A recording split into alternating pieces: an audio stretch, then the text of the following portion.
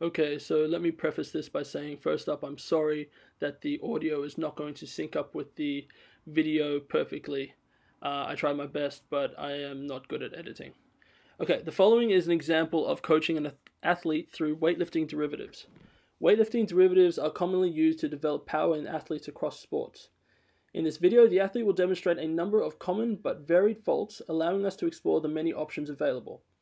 The athlete has performed a thorough general warm-up, advises that they are familiar with the lifts, but that they haven't performed them or received training.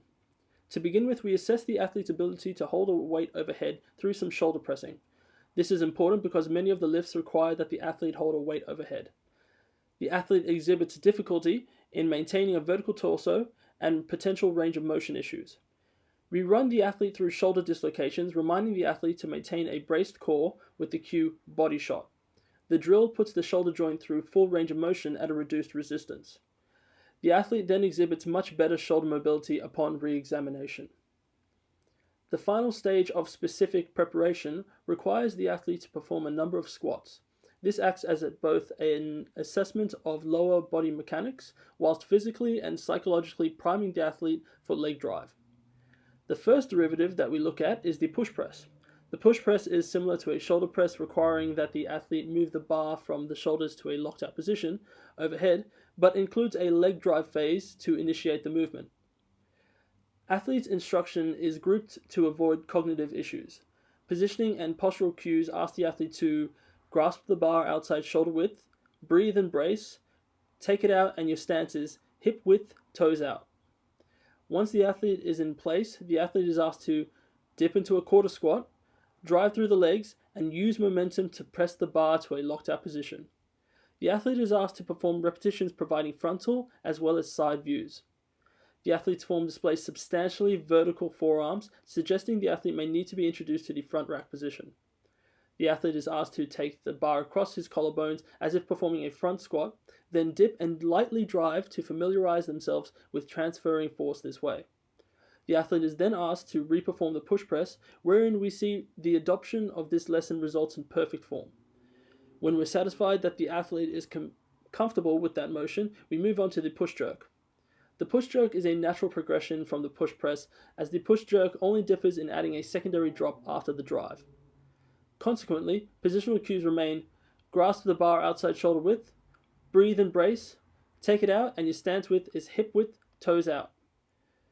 Once positioned, we instruct the athlete to perform the push jerk as a push press but with a secondary drop. Dip down, drive through, drop to a second quarter squat. The athlete displays a lack of rhythm in executing the second drop to catch. I explain the issue to the athlete and demonstrate to ensure understanding. The athlete is asked to reattempt the lift with altered cues: dip, drive, drop.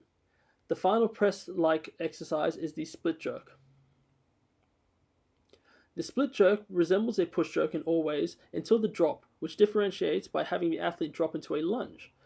We once again use the same positional cues: grasp the bar outside shoulder width, breathe and brace, take it out, and your stance width is hip width, toes out. And we'll adopt the amended cues from the push jerk: dip, drive, drop.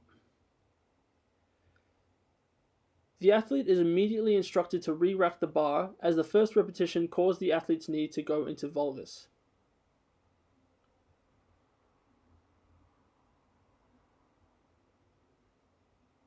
In such cases, the cause could be due to technique, and so we ask the athlete to perform a few lunges, but technique is sound.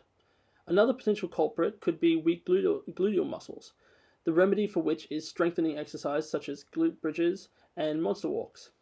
Monster walks are performed by looping a resistance band around the upper part of your leg above the knee, positioning yourself into athletic position for performing some lateral walking movements. Maintaining the athletic position at all times, knees over toes, and not allowing the knee to move into a valgus position.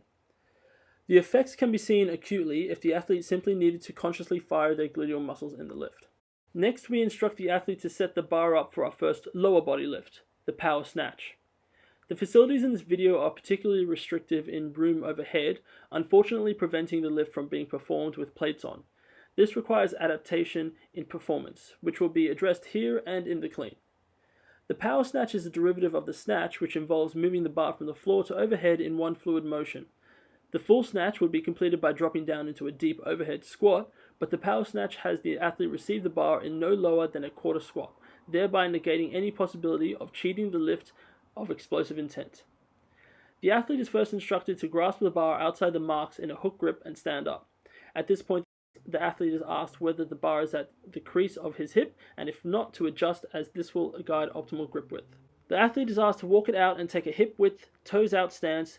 The athlete is asked to perform a few repetitions of a hang snatch using the cues, brace throughout. Okay, 1. Hip hinge till the bar is at your knees.